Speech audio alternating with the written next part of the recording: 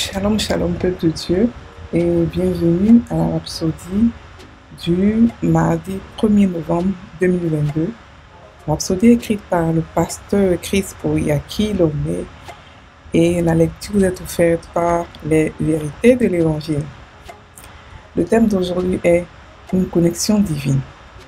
Et le verset de 1 Corinthiens 6, verset 17 qui nous dit « Mais celui qui est uni au Seigneur est un seul esprit. » Alléluia. Le pasteur Christ dit, nous sommes unis au Seigneur en un seul esprit avec lui. Notre unité avec le Seigneur était le rêve de Dieu et il a été réalisé en Christ. Le Saint-Esprit est responsable de cette unité. Alléluia. Jésus a dit, moi et mon Père sommes un. Et cela est de Jean 10, verset 30. Comment Jésus est-il un avec le Père? C'était par le Saint-Esprit. Il en est de même aujourd'hui. Alléluia. 2 Corinthiens 6, verset 16 nous dit, « Car vous êtes le temple de Dieu. Comme Dieu l'a dit, j'habiterai et je marcherai en eux, je serai leur Dieu et ils seront mon peuple. Maintenant, il vit en vous et marche en vous. Vous êtes un vaisseau porteur de Dieu. » Alléluia. Dans Jean 14, verset 20, Jésus a dit, « Je suis dans le Père et le Père est en moi, et moi en vous. » Cela signifie que vous êtes dans le Père, en Jésus-Christ, et qu'il est en vous. C'est une connexion divine. Ainsi, votre capacité ou votre suffisance vient de lui. 2 Corinthiens 3, verset 5. Vous êtes connectés par le Saint-Esprit à la puissance illimitée de Dieu avec des possibilités illimitées et une gloire sans fin. Béni soit Dieu. Alléluia. Alors, le pasteur ici nous explique que nous sommes un avec Dieu. Alléluia. Alors, la rhapsodie d'aujourd'hui est vraiment intéressante et très puissante. Elle est courte, concise et très puissante. Il nous donne une vérité simple. Celui qui est uni au Seigneur est un seul esprit. Ça veut dire quoi? Si vous êtes unis au Seigneur, vous êtes une seule et même personne avec lui. Vous êtes tel qu'il est, mais au-delà de tel qu'il est, vous êtes en lui et il est en vous. Vous êtes unis, pas unis comme les jumeaux, mais unis comme, par exemple, une mère avec son enfant.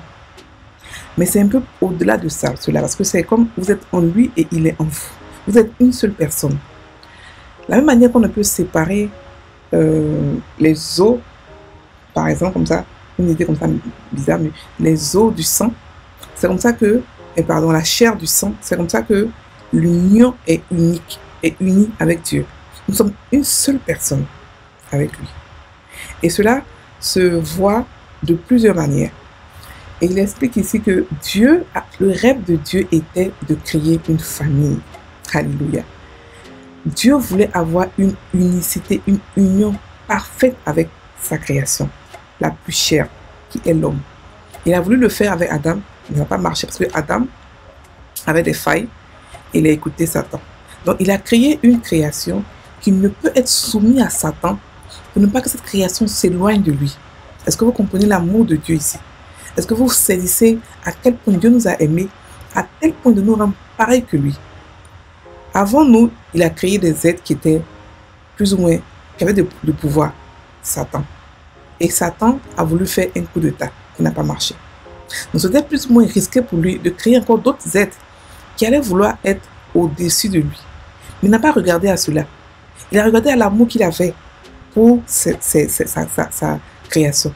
Il a regardé au fait qu'il avait le rêve pour lui, c'est d'être appelé papa, de le considérer, de connaître sa vraie nature. Imaginez quelqu'un qui est gentil et qui vient à vous et qui vous donne beaucoup de cadeaux, mais vous avez toujours des choses méchantes à lui dire. Vous avez toujours des choses vilaines à lui dire. Vous voyez toujours son mauvais côté, alors qu'il n'a pas de mauvais côté. Et c'est ce que se passe aujourd'hui dans le monde. Tout le monde croit que tout ce que nous arrive, c'est Dieu. Les gens meurent, ils accusent Dieu. Tout ce qu'ils font, ils accusent Dieu. Tout ce qui est mauvais, c'est Dieu qui est accusé. C'est-à-dire qu'on lui donne les caractéristiques de Satan. alors il n'est pas. La Bible dit qu'en lui, il n'y a point de ténèbres. Et toutes les fois que Dieu a tué, Dieu a pris des gens dans la Bible, Dieu n'a jamais tué. Il les a pris vivants. Ça veut dire que ce n'est pas lui qui a le pouvoir de la mort. Mais aujourd'hui, quand quelqu'un meurt, on dit Dieu a donné, Dieu a repris. Alors que, quand Job a dit ça, Job venait de perdre tout ce qu'il avait de plus cher. Il était dans un état second. Il n'a pas dit des choses, il n'a pas dit quelque chose de vrai. Et en plus de cela, il a dit Dieu a donné, Dieu a repris, mais ce n'est pas tout ce qui est dans la Bible qui est vrai. Parce que remarquez que ses serviteurs lui ont dit que Dieu a fait ceci, Dieu a fait ça, Dieu a brisé, Dieu a fait plein de choses, alors que ce n'était pas les serviteurs de Job, alors que ce n'était pas Dieu qui faisait cela. Donc dans ce monde-là, tout ce qui est mauvais, on attribue cela à Dieu, alors que ce n'est pas lui. Donc Dieu a voulu rétablir sa réputation. Dieu a voulu montrer à quel point il nous aime, parce que son nom était pratiquement bousillé. Il avait une très mauvaise réputation. Donc imaginez, vous avez fait des enfants que vous avez aimés, vous les avez nourris, grandis, et quand ils grandissent, ils se loignent de vous sur la base de mensonges. Donc il voulait réellement, par amour, quand vous voyez vos enfants comme ça, vous voulez réellement les reprendre. Et c'est cet amour-là que Dieu a manifesté en nous faisant un avec lui. En risquant de nous faire pareil que lui. C'est un risque, en même temps c'est une grâce, c'est une gloire. Parce que la condition pour réellement saisir cela, c'est l'amour. Parce que le diable a voulu faire un coup d'état sur la base de la haine et de l'orgueil. Et le Dieu a détesté l'orgueil, il a détesté la haine. Et nous qui sommes ses enfants, il nous a fait pareil comme lui, remplis d'amour. Nous pouvons manifester l'amour. Et nous ne pouvons pas faire des coups d'état parce que nous sommes remplis d'amour, tout simplement. Donc frères et sœurs en Christ, comprenons que nous sommes un avec lui. Jésus disait que ce n'est pas moi qui fais les œuvres, c'est Dieu le Père, c'est mon Père qui fait les œuvres. Parce que le Saint-Esprit était en lui et était avec lui. Donc nous aussi, le Saint-Esprit est en nous et il est avec nous. Nous sommes un avec le Saint-Esprit. Nous sommes un avec Dieu par le Saint-Esprit. Donc nous avons une connexion divine. Nous sommes divins. Nous ne sommes pas ordinaires. Nous ne sommes pas de ce monde. Nous sommes divins. Et nous avons le Saint-Esprit avec nous tout le temps. Jamais il nous quitte. Donc ce n'est pas biblique de prier Seigneur descend. Non, ce n'est pas biblique. La Bible dit qu'il est avec nous, il ne nous quitte pas. Les dieux ont le Saint-Esprit tous les jours avec eux. Dieu, qui a créé le Saint-Esprit, qui possède le Saint-Esprit comme puissance, il est tout le temps avec le Saint-Esprit. Il nous a fait aussi comme lui. Chacun de nous a le Saint-Esprit en nous. Donc il ne peut pas nous quitter. Il est avec nous tous les jours. La Bible dit qu'il est en nous et il est avec nous. Donc il nous porte et on le porte. On est une seule personne. Il nous porte et on le porte. Et nous avons la capacité d'être suffisants en lui. Nous avons la capacité d'avoir tout en illimité. Il a dit qu'il est en nous, il nous a fait devenir la source. On est la source de toutes choses, de bénédiction, la source de grâce, de prospérité, de miracles, de guérison, de tout. Parce qu'il est en nous. Et c'est lui qui a créé le monde entier. C'est lui la puissance de Dieu. Et à cause de lui, on est un avec le Père. Donc nous avons une connexion qui nous envoie dans l'infini, dans la dimension de Dieu. Une connexion qui ne peut jamais être brisée. Une connexion qui nous rend égal à Dieu, qui nous rend tel qu'il est.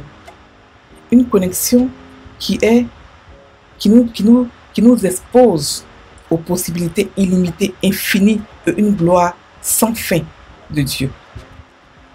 Frères et sœurs, les mots ont l'air lourds, mais c'est la vérité. C'est ce que Dieu a fait de nous. C'est ce qu'il a fait. C'est ce qu'il nous a fait. C'est ce qu'il nous a rendu.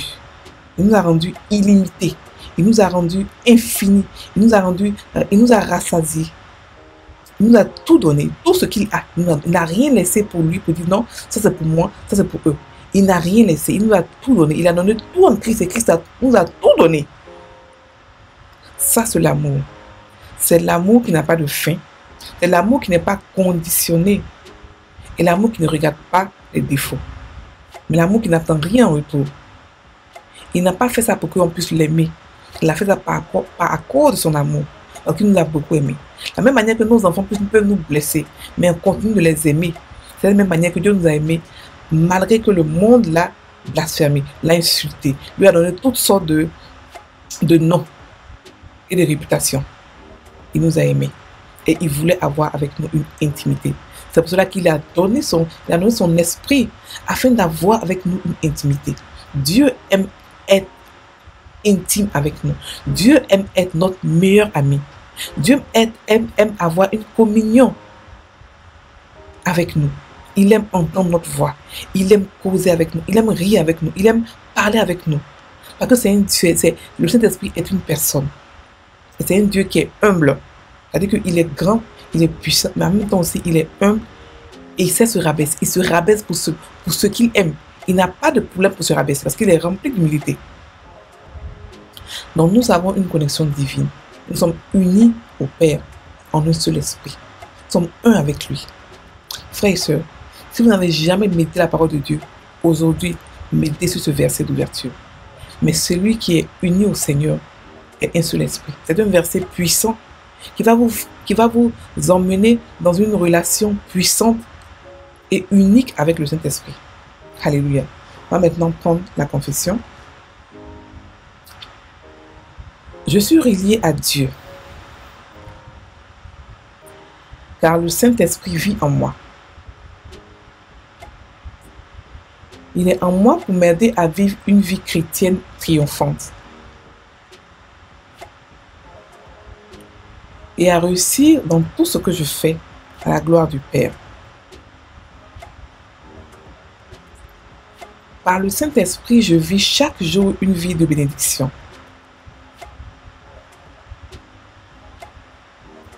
Extraordinaire car il travaille en moi. Me construit et construit les autres à travers moi. Gloire à Dieu. Alléluia. Frères et sœurs en Christ, nous allons maintenant passer plus tard dans une autre capsule à la méditation du verset d'ouverture. Ne quittez pas, revenez dans 15 minutes. Soyez bénis.